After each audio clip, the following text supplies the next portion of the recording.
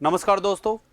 आज अपन मैथ्स से संबंधित नेक्स्ट नया टॉपिक शुरू करते हैं। वो आपके सामने पता है, आप आज हमारा टॉपिक होगा वो हम किस प्रकार के टॉपिक की अब बात करेंगे। साधारण ब्याज सर आज पढ़ेंगे। हमारा टॉपिक होगा साधारण ब्याज, ठीक है।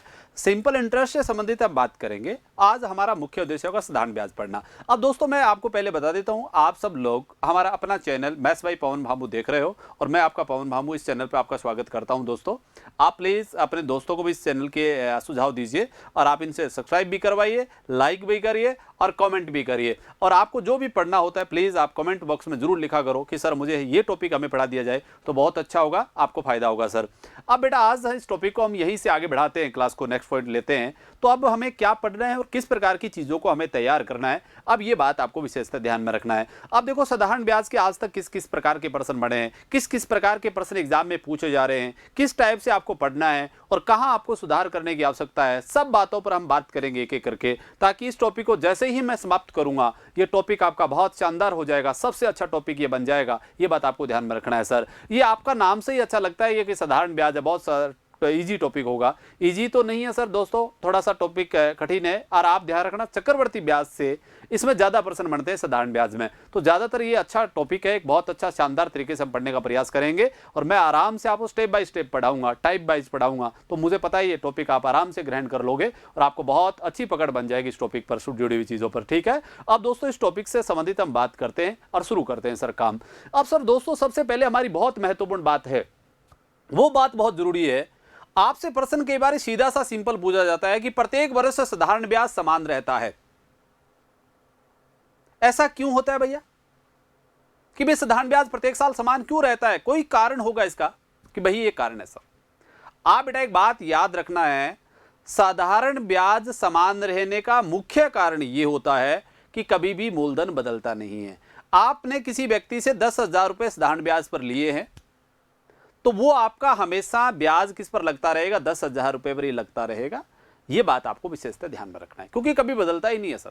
तो इसलिए जब मूलधन ही आपका नहीं बदल रहा है तो आपका श्योरिटी है ब्याज नहीं बदलेगा सर। ब्याज उतना ही लगेगा जितना पहले साल 1,000 रुपए आपने साधारण ब्याज का दिया है, नेक्स्ट साल भी 1,000, दूसरे साल भी 1,000। आपसे पूछे 10,000 10 साल का कितना साधारण ब्याज होगा तो बेटा 10,000 रुपए ही देने पड़ेंगे आपको, ठीक बात है। इसी प्रकार बात करें चक्रवर्ती ब्याज की बात, चक्रवर्ती ब्याज में समय के अनुसार चक्रवर्ती ब्याज बदलता क्यों है? तो आपको पता है कारण वहां ये होता है कि वहां मूलधन होता है वो समय के अनुसार परिवर्तित रहता है और जो पहले वर्ष का जो मूलधन होता है वो नेक्स्ट साल के लिए मिश्रधन का काम करता है। पहले साल का जो मिश्रधन होता है वो नेक्स्ट साल के लिए किसका काम करता है? मूलधन का काम करता है। इसलिए वहां चक्रवर्ती ब्याज समय के अनुसार क्या है? बदलता है। जैसे आपने 10,000 रुपए उधार लिए चक्रवर्ती ब्याज पर, आपने एक पहले साल का लिया 10% की दर से लोगे तो 10,000 का 10% हुआ 1,000, 1,000 आपका ब्याज हुआ। अब आपका पता है 10,000 और 1,000 जोड़ूंगा तो अब की बार ब्याज लगेगा वो किस पर लगेगा? 11,000 पर लगेगा।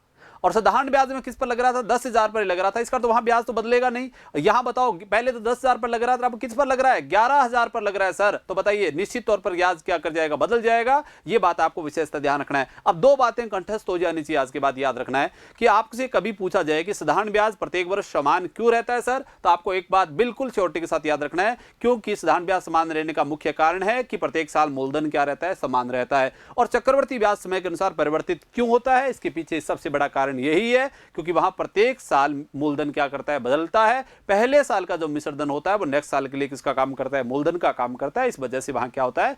ब्याज कन्वर्ट रहता है, बदलता रहता है दोस्तों। ये बात आपको विशेषता ध्यान रखना है, आज के बाद यहां गलतियां नहीं करनी है। अब इससे सामान्य मैं बातें लिख के भी लाया हूं, ये चीजें आपके सामने भी है।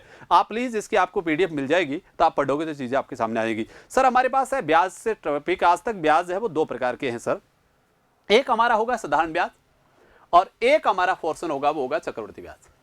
दो ही पोर्शन सर बने हैं, एक तो हमारे पास किसका है? साधारण ब्याज का, और एक हमारे पास पोर्शन है वो किसका है? चक्रवर्ती ब्याज का, ठीक है।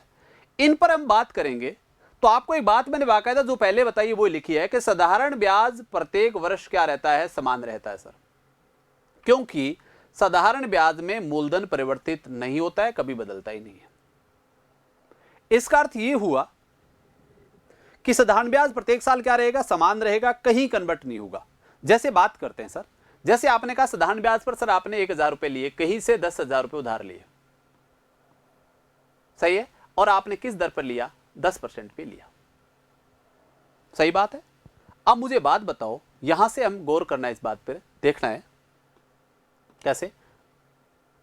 सही है, बताओ 10,000 का 10% हुआ तो कितना हुआ बेटा?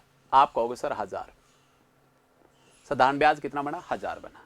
इसी प्रकार मान लो 10,000 रुपये आपने किस पर लिए हैं? चक्रवर्ती ब्याज पर लिए हैं। मैं नेक्स्ट इसके अगली बात पोर्शन पर बताऊंगा, ये बात ध्यान रखना है। एक बात यहां से सोचिए, मान लो आपने लिए किस पर लिए? 10,000 रुपये चक्रवर्ती ब्याज पर लिए।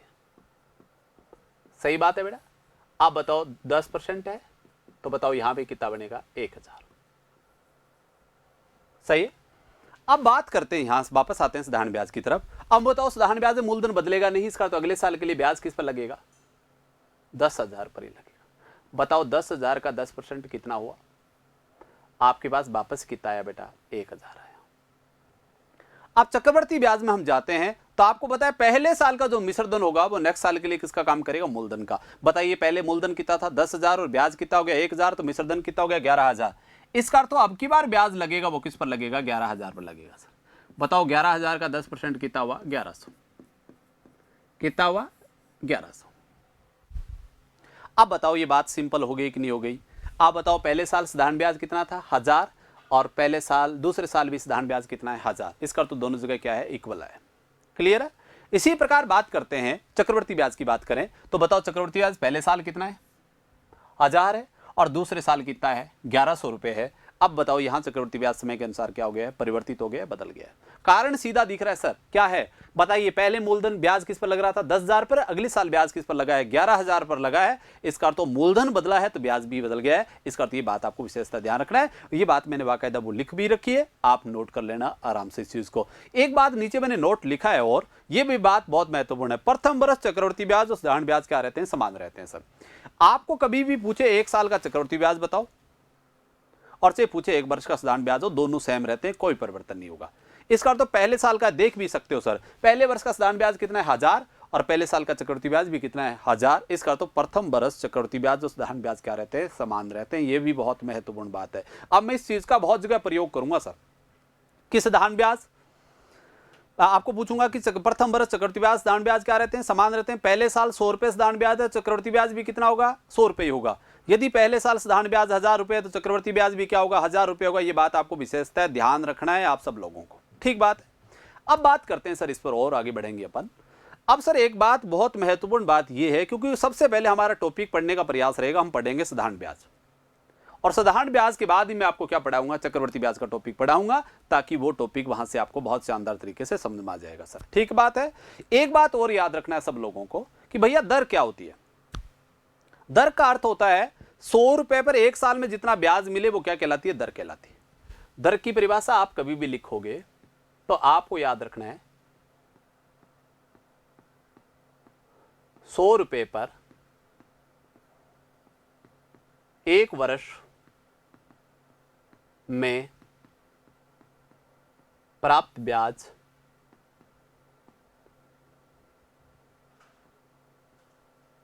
दर कहलाती है। भैया 1 साल में जितना 100 रुपए पर आपको ब्याज मिलेगा वो आपकी क्या कहलाएगी? दर कहलाएगी। जैसे याद रखना है, आपको 100 रुपए पर 5 रुपए ब्याज मिला है तो आपकी दर कितनी है? 5%। यदि आपको 1 साल में 100 रुपए पर 8 रुपए ब्याज मिला है तो दर कितनी है? 8%। और यदि दोस्तों मैं कह दूं एक व्यक्ति मूलधन 100 रुपए है और ब्याज उसको मिलता है 12% की दर से, बताओ 1 वर्ष में ब्याज कितना मिलेगा? तो आप कहोगे सर 12 रुपए उसको ब्याज मिलेगा। और जैसे अपने व्यवहारिक बात करते हैं, जैसे व्यवहारिक ब्याज चलता है 2 रुपए प्रति सैकड़ों, इसका अर्थ तो वो मंथली होता है सर।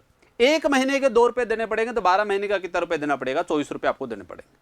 बताओ 100 रुपए पर 1 साल में 24 रुपए ब्याज बन रहा है तो दर कितनी हो गई? 24%। इसका अर्थ 2 रुपए प्रति सैकड़ों जो ब्याज होता है वो ओरिजिनल कितने परसेंट के बराबर होता है? 24% के बराबर होता है सर। ठीक है। इसी प्रकार कोई आदमी कहे सर 1 रुपए प्रति सैकड़ों है, तो आप बताओ 1 महीने का 1 रुपए ब्याज है तो 12 महीने का कितना होगा? 12 रुपए होगा। इसका अर्थ 100 रुपए पर आपको ब्याज कितना मिलेगा? 12। इसका अर्थ दर कितनी हो गई? 12% हो गई। ये बात आपको ध्यान में रखना है। इसी प्रकार बात करें, कोई आदमी कहे सर 3 रुपए प्रति सैकड़ों है, बताओ 1 महीने के 3 रुपए मिलेंगे तो 12 महीने कितने मिलेंगे? 36। इसका अर्थ 100 रुपए पर आपको 36 रुपए ब्याज मिल रहा है। इसका अर्थ आपकी दर कितनी है? 36% है। ये बात आपको ध्यान में रखना है। तो बेटा 2 रुपए सैकड़ों की दर होती है वो आपकी होती है 24% के बराबर। ये बात आपको ध्यान में रखना है। अब इसी प्रकार बात करते हैं सर, आगे बढ़ाते हैं, क्लास को मैं आगे लेता हूं। अब देखो करेंगे किस प्रकार। अब सर इस टॉपिक को मैं पहले शुरू करूंगा साधारण ब्याज सर। हमारा पहला पोर्शन होगा वो किससे संबंधित हम बात करेंगे, साधारण ब्याज। ठीक है, आप एक बात याद रखना है, साधारण ब्याज से जुड़ी हुई यदि आप बात पढ़ोगे तो बहुत महत्वपूर्ण बात एक ये है कि पहले तो सर सूत्र आपको याद रखना है। ठीक है, साधारण ब्याज बराबर होता है, मैं इसको सीधा लिख देता हूं सर, SI और CI, ताकि मुझे ज्यादा लिखना ना पड़े। ठीक है, अब मैं लिख देता हूं SI कैसे है। SI बराबर होता है बेटा मूलधन गुणा प्रिंसिपल, दर ले लेंगे और टाइम, और बटा में क्या लगा देंगे 100। ये किसका सूत्र होता है आपको पता है, साधारण ब्याज का। मूलधन गुणा साधारण ब्याज बराबर होगा मूलधन गुणा दर गुणा समय और पूरे बटा में क्या जाएगा 100। इसी प्रकार सर बात करें अपन, यदि आपसे पूछा जाए सर मूलधन बताओ प्रिंसिपल बताओ, तो बेटा आपको पता है साधारण ब्याज का गुणा किससे होगा 100 से, तो SI का मल्टीप्लाई हो जाएगा सर 100 से, और बटा में क्या जाएगा R क्रॉस T। क्या आ जाएगा R क्रॉस T। सही बात है। इसी प्रकार सर हम बात करें कि सर कि हमें बताए दर बताओ सर क्या होगी, तो बेटा दर भी निकल जाएगी, SI का मल्टीप्लाई क्या हो जाएगा गुणा में 100, और बटा में क्या आ जाएगा बेटा एक बार मूलधन इंटू समय। सही बात है। इसी प्रकार सर यदि आपसे पूछा जाए सर टाइम बताओ तो क्या होगा, तो टाइम का ही सूत्र यही हो जाएगा। क्या होगा बेटा साधारण ब्याज गुणा में क्या लिख लोगे 100, और बटा में क्या आ जाएगा बेटा आपको पता है मूलधन गुणा दर। ये किसका सूत्र हो जाएगा सर आपके पास, टाइम का हो जाएगा। इसी प्रकार सर बात करें कि सर मिश्रधन क्या होगा, और आपको पता है मिश्रधन बराबर होता है अमाउंट बराबर होता है प्रिंसिपल और प्लस क्या जोड़ देंगे इसमें साधारण ब्याज जोड़ देंगे। यदि साधारण ब्याज और प्रिंसिपल जोड़ दिया जाएगा नहीं तो आपका क्या बन जाएगा वो मिश्रधन बन जाएगा। एक अर्थ होता है अमाउंट और अमाउंट का अर्थ होता है मिश्रधन। ठीक बात है। इसी प्रकार मिश्रधन का डायरेक्ट भी सूत्र लिख सकते हो आप, मूलधन 100 प्लस दर इंटू टाइम, और बटा में क्या लगा दूंगा 100। ये भी बेटा डायरेक्ट मिश्रधन का सूत्र होता है, इस पर भी आप काम कर सकते हो। कभी डायरेक्ट मिश्रधन पूछे और आपको मूलधन दे रखा हो, दर दे रखी हो और समय दे रखी हो, तो सूत्र होगा मिश्रधन बराबर होता है मूलधन, ब्रैकेट में क्या लिखोगे 100 प्लस दर इंटू समय, और पूरे बटा में क्या लगा देंगे 100। इसमें यह काम नहीं करना पड़ेगा आपको कि क्या पहले ब्याज निकालो फिर मूलधन में जोड़ो फिर आपका मिश्रधन बनेगा, तो ऐसा काम करने की यहां आवश्यकता नहीं है आपको, डायरेक्ट आप मिश्रधन आप बता सकते हो सर। ठीक है, अब बात करते हैं सर इस टॉपिक पे, आगे हम बढ़ेंगे। अब मैं कुछ चीजें लूंगा आपके सामने, वो चीजें आपको कवर करना है कि कैसे कैसे हम बात करेंगे सर। अब मैं इसको बेसिकली बात करता हूं, कुछ चीजें बताऊंगा आपको। सबसे पहले एक बात आपको बता दी है, दर का अर्थ क्या होता है, 100 रुपए पर एक साल में जितना ब्याज मिले वो क्या कहलाती है दर। जैसे मैं एक उदाहरण आपके सामने लेता हूं, इन्हीं सूत्रों का प्रयोग करते हुए मैं टॉपिक समाप्त करूंगा। आपको मैंने कहा मूलधन तो है सर, आपने कहा सर मेरे पास 5,000 रुपए, क्या है 5,000 रुपए, क्लियर। आपने कहा सर दर है वो मेरे पास है, आपने बोला मुझे 5%, और सर आपने कहा टाइमिंग है सर वो है 2 वर्ष। अब देखो इस प्रश्न को कैसे अटेम्प्ट, प्रश्न पूछा जा सकता है सर साधारण ब्याज बताओ, बेटा आपसे मूलधन मिश्रधन पूछा जा सकता है बताइए सर, और एक बेटा आपको पूछा जा सकता है साधारण ब्याज, और आपसे पूछा जा सकता है मूलधन में अंतर, कि सर बताओ साधारण ब्याज और मूलधन में अंतर कितना है, पूछ सकता है मिश्रधन कितना है सर, और आपसे पूछ सकता है साधारण ब्याज कितना है सर। अब देखो एक बात सोची होगी आपने, ये प्रश्न है पहला तरीका, तो आपको घबराने की जरूरत ही नहीं है, आप बहुत बार पढ़ते हो, दर इंटू समय इंटू लगा देंगे वही मूलधन गुणा, तो साधारण ब्याज बराबर क्या होगा बेटा आपका आ जाएगा, मूलधन तो कितना है बोलो 5,000, 5,000 है सर, ठीक है। और आपको पता है यहां से हम चेक करवा लेंगे, इसको लिखा हुआ है 5,000 गुणा में क्या लगा देंगे, दर कितनी है बेटा 5, और समय कितना है यहां वाकायदा लिख रखा है कितना 2 वर्ष, और बटा में क्या लगा देंगे 100, 2 0 से 2 0 कट गया, सही है। अब 10 का गुणा किससे कर देंगे 50 से, इसका अर्थ आपका ब्याज है वो कितना बन गया 500 रुपए। बताइए सर, इसका अर्थ ये हुआ साधारण ब्याज तो आपका है 5,000, आपका साधारण ब्याज है वो कितना रुपए है 500, और ये तो बेसिक सूत्र लगाया सर, सूत्र का क्या होता है बताइए आपको, मूलधन गुणा दर गुणा समय और पूरे बटा में क्या लगा देंगे 100, 2 जीरो से 2 जीरो काट दिया, 50 का गुणा किससे कर दिया 10 से, तो आपका उत्तर आ गया 500 रुपए। अब बेटा अब इस तरीके से काम आपको नहीं करना है, ये बेसिक करवाया मैंने इसलिए ताकि ये बात भी समझ में आ जाए। अब बात करता हूं मैं सेकंड टाइप से। अब एक काम करना है सर, आपको पता है मूलधन होता है वो अपने आप में क्या होता है 100% होता है सर। मान लीजिए 100 रुपए ही है और आपको पता है 100 रुपए पर हमेशा ब्याज उतना ही मिलता है जितनी ब्याज की क्या हो दर हो। आप बताइए दर कितनी है 5 है। यदि 100 रुपए मेरा धन है तो मुझे 5 रुपए क्या मिलेगा ब्याज मिलेगा।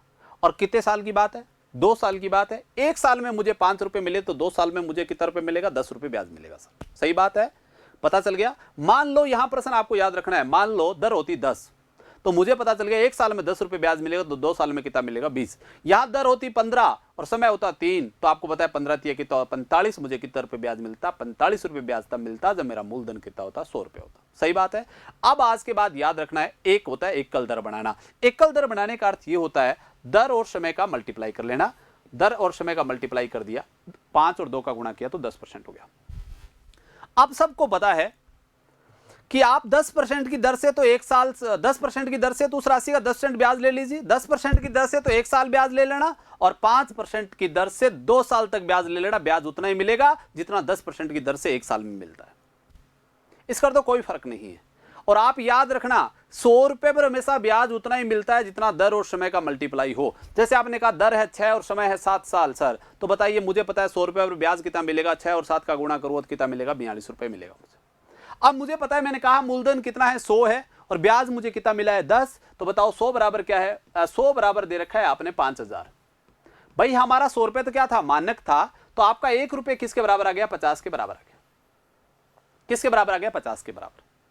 अब मुझे बताओ 1 रुपए 50 रुपए के बराबर और ब्याज कितना माना है आपने 10% या 10 रुपए माना है, क्योंकि आपको पता है 100 रुपए आपका मूलधन है तो ब्याज हमेशा उतना मिलता है जितना दर और समय का क्या हो मल्टीप्लाई हो। दर और समय का मल्टीप्लाई कितना हो गया 5 दूनी 10। इसका अर्थ ये हो गया बेटा हमारा ऐसा ही आया है, वो कितना आया है 10 का गुणा किससे कर दूंगा 50 से, तो बताओ ऐसा ही कितना आ गया 500। इसका अर्थ आपका जवाब कितना आ गया 500 रुपए आ गया। क्लियर बात है। आप याद रखना एकल दर कैसे बनेगी, दर और समय का मल्टीप्लाई कर दीजिए, वो आपकी क्या होगी एकल दर होगी सर, सीधी सी बात ये है। इसी प्रकार बात करते हैं सर तीसरा टाइप। आप तीसरे टाइप का प्रश्न करो तो बेटा एक बात याद रखना है बस, इसको तीसरे तरीके से करो। तो तीसरा तरीका ये मैं इसको फ्रैक्शन से काम करूं। जैसे आपने बोला 5% है सर, तो बेटा 5% का भिन्न रूप क्या बनेगा 5/100। सही बात है। इसका अर्थ तो मेरा मूलधन 100 रुपए है तो मुझे ब्याज कितना मिलता है 1 साल में 5 रुपए। और आपको पता है 100 रुपए पर 1 साल में जितना ब्याज मिलता है वो क्या कहलाती है दर कहलाती है। आप देखो 100 रुपए पर मुझे कितना रुपए मिल रहा है ब्याज 5, तो इसका दर कितनी है 5%। इसको और चाहो तो काट सकते हो। आपको पता है 100 रुपए पर 5 रुपए ब्याज मिलेगा, तो आपको पता है 20 रुपए पर आपको कितना रुपए मिलेगा 1 रुपए ब्याज मिलेगा। सही बात आ गई 1/20। इसका अर्थ 20 रुपए मूलधन है तो प्रति साल 1 रुपए ब्याज मिल रहा है सर। इसका अर्थ साधारण ब्याज में कभी मूलधन तो बदलता नहीं है, तो बेटा 20 का तो 20 ही रहेगा। सही बात है। आप मुझे बताओ 20 रुपए मूलधन है, 1 रुपए प्रत्येक साल ब्याज और समय की कितने साल की बात है 2 साल की बात है। 1 साल में 1 रुपए मिलेगा तो 2 साल में कितना मिलेगा 2, और 3 साल की बात है तो 3, और 4 साल की बात है तो 4, और 5 साल की बात है तो कितना मिलेगा 5 मिलेगा। बताइए कितना मिलेगा, यहां से बात कर लेते हैं सर। देखो 1 साल में 1 रुपए मिले तो 2 साल में कितना मिलेगा 2। ऐसा ही आ गया। मिश्रधन पूछे तो बेटा मिश्रधन होता है मूलधन प्लस ब्याज, तो 20 और 2 कितना हो गया 22। इसका तो हमारा मिश्रधन है वो कितना रुपए आ गया 22 रुपए आ गया सर। क्लियर है। अब बेटा बताओ 20 रुपए यदि आपका मूलधन है तो 2 रुपए आपको समय सीमा में ब्याज मिलेगा, तो मिश्रधन आपका अपना आप हो जाएगा 22 रुपए। अब सर एक आप गौर किया होगा आपने, आपको यह पता है मूलधन और मिश्रधन में जो गैप है वो हमेशा किसके बराबर होता है ब्याज के बराबर होता है। बताइए मूलधन तो कितना है सर 20 और मिश्रधन कितना है 22, तो गैप कितना है 2 का, किसके बराबर है ब्याज के बराबर है। और ब्याज और मिश्रधन बराबर होता है सर, बोलिए तो ब्याज कितना है यहाँ 2 रुपए और मिश्रधन कितना है 22, अंतर कितना है 20, किसके बराबर है मूलधन के बराबर। पर याद रखना मूलधन और ब्याज में अंतर होता है वो किसके बराबर नहीं है। यहां बताओ मूलधन और ब्याज में अंतर कितना है 20, और 2 में अंतर कितना है 18 का। इसका अर्थ ये हुआ आपको 1 की कीमत निकालनी है और 18 से क्या कर देना है मल्टीप्लाई कर देना है, आपके पास क्या आ जाएगा मूलधन और ब्याज में अंतर आ जाएगा सर। ठीक बात है। अब तुलना करते हैं सर, आपके हिसाब से मूलधन कितना है सर 20, प्रश्न कितना बता रहा है 5000, तो आपका 1 रुपए कितने के बराबर होगा सर 5000 में किसका भाग दे दूंगा 20 का। इसका अर्थ आपका 1 रुपए कितने रुपए बराबर आ गया 250 के बराबर आ गया। सही बात है। तो मूलधन बताओ कितना आ गया सर, तो मूलधन आ गया, ब्याज आ गया सर आपका कितना आ गया 500 रुपए। यदि बेटा आपसे पूछे मिश्रधन तो 22 का गुणा किससे कर दोगे? 250 से, आपका मिश्रधन आ जाएगा। यदि पूछे मूलधन और ब्याज में अंतर बताओ सर, तो 20 और 2 में अंतर किया 18, 18 का गुणा किससे कर देंगे? 250 से। फाइनली आपका उत्तर वापस आ जाएगा सर। अब बात सुनिए दोबारा। अब बेटा हम सभी प्रश्नों में केवल मात्र 2 तरीका लगाऊंगा मैं, ये बात ध्यान रखना। नंबर एक तो मैं एकल दर से काम करूंगा, और आपको पता है एकल दर का अर्थ होता है दर और समय का मल्टीप्लाई कर लेना। और आप याद रखना हमेशा हमेशा दर और समय का मल्टीप्लाई करते हो उतना ब्याज हमेशा किस पर मिलता है? 100 पर। यदि आपका 100 रुपये धन है ना, और समय आपने कहा 5 वर्ष और दर बोली 4, तो आपको पता है 500 का कितना हुआ? 20। इसका तो 100 रुपये पर कितना ब्याज मिलेगा? 20 रुपये ही ब्याज मिलेगा। अब आपको पता था मूलधन 100 है, तो 100 बराबर कितना देखा? 5000, तो 1 बराबर आ गया 50। और आपको पता है 5 दूनी 10, 10 रुपये आपका ब्याज है। 1 रुपये किस के बराबर है? 50। तो 50 गुणा 10 कितना हो गया? 500। आपके पास आ गया 500 रुपये ब्याज निकाल सकते हो सर। सीधी सी बात है। अगला आपको ध्यान रखना, ये तरीका भी बहुत जगह काम आएगा। 5% का बिंदु बनाया तो क्या बना? 1/20। इसका अर्थ 20 रुपये आपका मूलधन है, तो 1 रुपये आपको क्या मिलेगा? ब्याज मिलेगा प्रत्येक साल। और ये बात मैं फाइनली कर चुका हूं कि 5/100 का अर्थ है 100 रुपये आपका मूलधन है, तो 5 रुपये प्रत्येक साल आपको ब्याज मिलेगा। इसका अर्थ आपको पता है 100 रुपये पर एक साल में जितना ब्याज मिलता है वो क्या कहलाती है? दर कहलाती है। देख लो दर भी कितनी है? 5। तो बात हमारी सही है। 5 और 100 को काटो तो क्या बनेगा? 1/20। अब बताओ 20 रुपये आपका क्या है? मूलधन है, तो 1 रुपये आपका क्या है सर? ब्याज है। इस तरीके की बात आ गई है। अब इसको कर दिया है। और आपको पता है साधारण ब्याज प्रत्येक साल क्या रहता है? समान। मूलधन कभी बदलता नहीं है, तो 20 का 20 ही रहेगा। 1 रुपये प्रत्येक साल ब्याज है, तो 2 साल में कितना होगा? 2। मिश्र मूलधन 20 रुपये है, तो ब्याज कितना है? 2 रुपये है, तो मिश्रधन हो गया 22 रुपये। सही बात है। अब बेटा जो आपको दे रखा है उससे तुलना कर दीजिए, आपका उत्तर आ जाएगा। अब प्रश्न में दे रखा है मूलधन 20, 20 बराबर 5000, तो 1 बराबर आ गया 250। अब पूछे ब्याज कितना है, तो 2 का गुणा किससे कर दूंगा?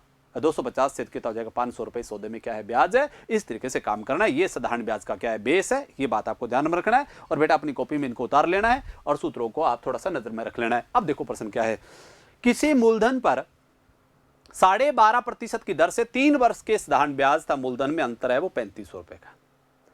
इसका अर्थ ये हुआ कि कोई राशि है वो किस दर पर दी गई है? 12.5% की दर से दी गई है। इसका तो 12.5% की दर पर दी गई है। और 3 वर्ष के साधारण ब्याज और मूलधन में अंतर है वो कितने रुपए का दे रखा है? यहाँ 3500 रुपए का दे रखा है। तो बताइए मूलधन क्या होगा? तो मैं चेक कैसे कराऊं सर? आप मुझे बताओ रेट है वो कितने परसेंट है? 12%। अब 12.5% है, इसका अर्थ बनेगा सर 1/8। आपको पता है बहुत बार समझाया है मैंने, इसका कैसे बनाया 12 से 1/8। बेटा आपको पता है 12.5 है, आपको पता है परसेंट है, तो मैं इसको हल करूंगा 12.5 परसेंट हटाऊंगा तो बटा में क्या लगाऊंगा? 100। 1/1 जीरो और पॉइंट हटा दूंगा तो बटा में कितना लग जाएगा? 1 जीरो और लग जाएगा। अब 25 से काटूंगा, 25 5 125 और 25 चौका 100 और 1 जीरो तो 40। 5 से काटा 1 आ गया और यहाँ आ गया 8, तो क्या बन गया बेटा? 1/8। ये बात आपको ध्यान में रखनी है। क्या फ्रैक्शन बनेगा? 1/8। अब मुझे बात बताओ, मूलधन 8 रुपये, तो 1 रुपये आपको प्रत्येक साल क्या मिलता है? ब्याज मिलता है। क्या एक बात सोचो आपने, क्या साधारण ब्याज में कभी मूलधन बदलता है? नहीं सर। मूलधन 8 रुपये है, तो आपका प्रत्येक साल ब्याज कितना है? 1 रुपये है। कितने साल की बात है? 3 साल की है, तो आपका ब्याज कितना मिलेगा? 3 रुपये मिलेगा। सही बात है। मिश्रधन पूछूं तो बेटा मिश्रधन होता क्या है? मूलधन प्लस ब्याज। 8 और 3 कितना होगा? 11। क्लियर है? अब मुझे बात बताओ प्रश्न में दे क्या रखा है सर? आपको पता है बाकायदा लिखा हुआ है कि मूलधन और ब्याज में अंतर है वो कितने का है? 3500। यहां देखो मूलधन और ब्याज में अंतर कितने का है सर? 5 का। 5 बराबर आपको बाकायदा लिख रखा है 3500, तो 1 बराबर कितना आ गया सर? 700। 5 बराबर 3500, तो 1 बराबर कितना आएगा? 700 ही आएगा। अब पूछो मूलधन बताओ, तो 8 गुणा क्या कर दोगे? 700, तो कितना आ जाएगा सर? 5600। कितना आ जाएगा? 5600। यदि पूछे सर ब्याज, तो कितना आ जाएगा? 2100। और बेटा पूछे मिश्रधन, तो 11 का गुणा किससे कर दोगे? 700 से। इसका तो आपका मिश्रधन कितना हो जाएगा? 7700। आपका जवाब आ जाएगा 7700। सब चीज आपके पास आ गई। अब बोलिए दोबारा देख लीजिए प्रश्न। आपको पता है मूलधन कितना है? 8। 1 रुपये प्रत्येक साल ब्याज है। कितने साल की बात है? 3। तो मूलधन कभी बदलता नहीं है, तो 8 का 8 लिखेंगे। 1 साल में 1 रुपये ब्याज मिले, 3 साल में कितना मिलेगा? 3 रुपये मिलेगा सर। 8 और 3 कितना हुआ? 11। मिश्रधन होगा 11। अब प्रश्न में दे रखा है सर मूलधन ब्याज और मूलधन में अंतर कितने रुपए का है? 3500 का है। तो बोलिए 3500 रुपए का अंतर करेंगे सर यहाँ, तो 5 बराबर 3500, तो 1 बराबर कितना गया? 700। हल कर लिया सर इस प्रश्न को, और बहुत ईजी वे में काम कर लिया सर। कर दोगे, कोई दिक्कत नहीं है। इस तरीके से काम करना है सर। आगे देखिए, अगला प्रश्न है कि किसी मूलधन पर 5% की दर से 7 वर्ष के साधारण ब्याज और मूलधन का अंतर है वो 1300 रुपए है, तो वो धनराशि बताओ। अब मुझे बात बताओ, 5% का फ्रैक्शन बनाओगे, क्या बनेगा सर? 1/20। इसका अर्थ ये हुआ आपका मूलधन तो कितना रुपये आ गया, 20 रुपये आ गया सर। सही है, 1 रुपये प्रत्येक साल की ब्याज है, तो बताओ 7 साल में कितना बनेगा, 7 बनेगा। सही है, तो मिश्रधन कितना होगा सर आपका, 20 और 7 27, कितना होगा 27। क्लियर है। अब मुझे बताओ मूलधन और ब्याज आपके पास आ रहा है, अब अंतर दे रखा है, बोलो अंतर किस में दे रखा है, मूलधन और ब्याज में। यहां अंतर बोलो सर कितने का है, 13 का। 13 बराबर परसेंट में कितना है, 1300। तो सर आपका 1 रुपये कितने रुपए बराबर आ गया, 100 रुपए के बराबर आ गया। सही है, मूलधन पूछे तो है कितना, 20 गुणा 100। इसका अर्थ हुआ सर आपका उत्तर कहता होगा 2000, आंसर आ गया आपका 2000, मूलधन आ गया 2000 रुपए। यदि पूछता ब्याज बताओ तो 7 का गुणा कर देंगे 100 से, तो ब्याज हो जाएगा 700 रुपए। यदि पूछे मिश्रधन बताइए सर क्या है, तो 27 गुणा 100 कितना हो जाएगा, 2700। इस तरीके से आपको जवाब देना है। तो आंसर क्या होगा सर इसका, 2000 रुपए हो जाएगा। प्रिंसिपल 2000 रुपए था। नेक्स्ट क्वेश्चन कह रहा है, कोई धनराशि साधारण ब्याज की किस वार्षिक दर से 2 वर्ष के लिए निवेशित की जाती है। कितने वर्ष के लिए निवेशित की जाती है, 2 वर्ष के लिए निवेशित की जाती है। यदि ब्याज की दर 3% बढ़ा दी जाए तो ब्याज 108 रुपये अधिक मिलता है। कितने रुपए ज्यादा मिलता है, 108 रुपये। अब बेटा एक बात ध्यान रखना है, इस प्रश्न को हम करेंगे तो किस प्रकार करेंगे। कह रहा है सर एक निश्चित राशि थी, वो एक निश्चित समय के लिए क्या कर दी गई, निवेश कर दी गई। कितने साल के लिए, 2 साल के लिए। सही बात है। अब सर इस प्रश्न में लिख रखा है कि यदि वो दर सर 3% बढ़ा देता तो उस बंदे को ब्याज कितने रुपए ज्यादा मिल जाता, 108 रुपये ब्याज ज्यादा मिल जाता। तो बताइए वो धनराशि क्या होगी। एक बात आपने गौर की होगी कि ये ब्याज जो मिला 108 रुपये किस की वजह से मिला है, ये दर हमने 3% बढ़ाई है सर, इसकी वजह से मिला है, ना कि कोई और परिवर्तन किया। क्यों, हमने ना तो राशि बदली है ना हमने समय बदला है। इसका तो हमने बदला क्या है, केवल दर बदली है। और आपने प्रत्येक साल दर बढ़ाई कितनी है, 3, तो आपको पता है 2 साल में कितनी बढ़ गई, 6 बढ़ गई। पहले साल भी 2 बढ़ी है और पहले साल भी 3 बढ़ी है, दूसरे साल भी 3 बढ़ी है। तो 3 दूनी कितना होगा, 3 का डबल कर देंगे तो कितना हो जाएगा, 6। इसका अर्थ हुआ हमारी दर बढ़ी है, वो कितनी बढ़ी है, 6%। इसका अर्थ ये हुआ 6% की वजह से हमें ब्याज कितना ज्यादा मिला है, 108 रुपये ब्याज ज्यादा मिला है। क्लियर बात है, ये बात आपको ध्यान रखना है। अब 1% की कीमत क्या आएगी सर, 108 में किसका भाग दे दूंगा, 6 का। आप मुझे बताओ 6 बच गया 4, 8 6 48। इसका अर्थ हुआ आपका 1% है वो किसके बराबर आ गया, 18 के बराबर आ गया। और आपको पता है मूलधन होता है वो अपने आप में कितना % होता है, 100% होता है। तो 18 का गुणा किससे कर दूंगा, 100 से। आपका जवाब हो जाएगा 1800। इसका तो वो राशि कितने रुपए हो जाएगी, 1800 रुपये आ जाएगी। इस तरीके से आपको जवाब देना है सर। और ये प्रश्न आपको विशेषता याद रखना है परीक्षाओं में। कोई धनराशि साधारण ब्याज की किस वार्षिक दर से निवेश की गई, कोई एक निश्चित दर थी, उस पर निवेश कर दिया गया निश्चित राशि, वो 2 वर्ष के लिए। फिर उस बंदे ने क्या किया, जैसे ही दर 3% बढ़ाई उसको ब्याज कितना रुपए ज्यादा मिला, 108 रुपये ज्यादा मिला। अब बताओ 2 साल में दर कितनी बढ़ गई, 6। इसका अर्थ 6% की वजह से ब्याज कितना रुपए ज्यादा मिला, 108। अब बताओ 6% बराबर 108 है तो 1% की कीमत कितनी होगी, 18। और आपको पता है मूलधन कितना % होता है सर, 100%। तो 18 का गुणा किससे कर देंगे, 100 से। आपका जवाब हो जाएगा 1800 रुपये। ठीक बात है। यदि दोस्तों ये बात आपको विशेषता ध्यान रखना है, ये प्रश्न बहुत अच्छा है और हर परीक्षा में आपके काम का भी है। अब सर नेक्स्ट प्रश्न पर बात करता हूं। मैं इससे पहले एक प्रश्न और लेता हूं, फिर इस प्रश्न पर वापस आऊंगा सर। 1-2 प्रश्न है, इससे बाद में करूंगा। अब देखो सर, अब ये प्रश्न देखो, इसी टाइप का प्रश्न और है, उस पर वापस जाएंगे फिर अपन करेंगे सर। क्या रहा है, कोई धनराशि साधारण ब्याज की किसी वार्षिक दर पर 2 वर्ष के निवेशित की जाती है। यदि कह रहा है ब्याज की दर 3 बढ़ा दी जाए तो ब्याज सर 72 रुपये बढ़ जाता। तो बताइए वो धनराशि क्या होगी। मुझे बताओ दर कितनी बढ़ी, 3 का डबल कर देंगे, 6 बराबर क्या आ गया सर, 72। तो 1 बराबर क्या आ गया बेटा, 12 आ गया। आपको पता है 6% की कीमत 72 है तो 1% की कीमत कितनी आएगी, 12। आपको पता है प्रिंसिपल कितना % होता है, 100% होता है। तो 12 का गुणा किससे कर देंगे, 100 से। इसका तो वो चीज कितने रुपए की हो गई, 1200 की। आंसर आ गया 1200 रुपए। क्लियर है, कोई दिक्कत नहीं है, आराम से हो जाएगा। आंसर आ गया, उत्तर यस। नेक्स्ट देखिए, अब सर अगला देखिए, कोई धनराशि साधारण ब्याज की किसी वार्षिक दर से 2 वर्ष के निवेश की गई। कह रहा है ब्याज की दर 1% बढ़ा दी जाती तो सर 240 रुपये ब्याज अधिक मिलता। मुझे बात बताओ ब्याज की दर आपने कितनी बढ़ाई है, 1 और कितने साल तक बढ़ाई है, 2 साल। तो दर बढ़ेगी कितनी, 2%। 2% बराबर क्या दे रखा है, 240। तो 1% बराबर क्या होगा सर, 240 में 2 का भाग दूंगा तो कितना आएगा, 120। सही बात है। आपका पता है मूलधन कितना % होता है सर, 100। तो 120 का गुणा किससे कर दूंगा, 100 से। इसका तो आपका जवाब क्या हो गया, 12,000। यही आंसर है, यही उत्तर आपका सर। कितना आ जाएगा, 12,000 आ जाएगा। क्लियर है, इसका अर्थ उत्तर क्या आ गया, 12,000। इसी प्रकार सर बात करते हैं नेक्स्ट प्रश्न की तरफ। प्रश्न कह रहा है कोई धनराशि, ये प्रश्न बस वही आ गया सर, आपको पता है हमने किया है अभी 108 वाला, डबल टाइप है ये 108 वाला है, तो इसका उत्तर कितना आया था 1800, इसका उत्तर 1800। अब देखो हमने जो प्रश्न बीच में छोड़े थे उन प्रश्नों पर हम वापस बात करते हैं सर, ठीक है। अब देखो सर उन प्रश्नों की बात करें तो कैसे करना है। अब देखो प्रश्न ये दोबारा, किसी राशि पर 5% वार्षिक ब्याज की दर से 3 वर्ष और 4 वर्ष के प्राप्त साधारण ब्याजों में अंतर है वो 42 रुपए का।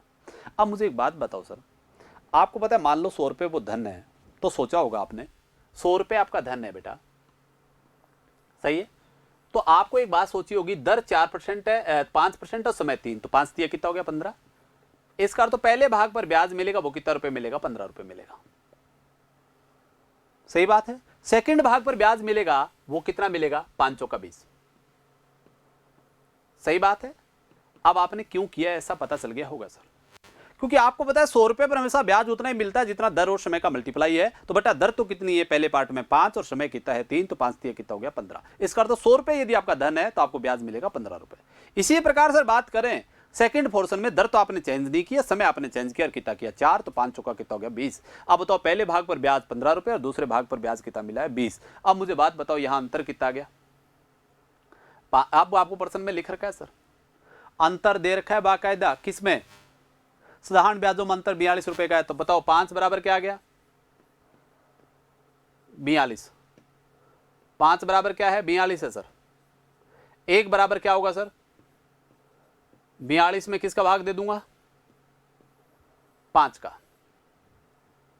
अब आपको पूछा है मूलधन बताइए सर, मूलधन है कितना बेटा 100, और 100 का गुणा किससे कर दूंगा 42/5 से, 5 से काटा बेटा कितना आएगा 20, और 20 का गुणा किया 21, 42 दूनी 84, कितना आ जाएगा 840। इसका अर्थ वो धन कितना रुपए था 840 रुपए था, आंसर आ गया 840 रुपए, सही है। क्योंकि आपके हिसाब से अंतर आया वो कितने रुपए का है 5 का, 15 और 20 में अंतर 5 का, प्रश्न में अंतर है वो कितने का है 42 का। तो 5 बराबर 42, तो 1 बराबर आ गया 42/5। इसका अर्थ तो हमने जो भी 1 रुपये ब्याज मान रखा है वो ओरिजिनल कितने रुपए के बराबर है 42/5 के बराबर है। और हमारा धन हमने माना क्या है, मूलधन 100 रुपए माना है, 100 का गुणा किससे कर देंगे 42/5 से, 100 को और 5 काटेंगे 20, और 20 को हल किया कितना है 840 आ जाएगा सर। नेक्स्ट प्रश्न देखिए, किसी धनराशि पर 4% वार्षिक साधारण ब्याज की दर से राशि का ब्याज है वो साधारण ब्याज है उस राशि का क्या करता है 1/5 प्राप्त होता है।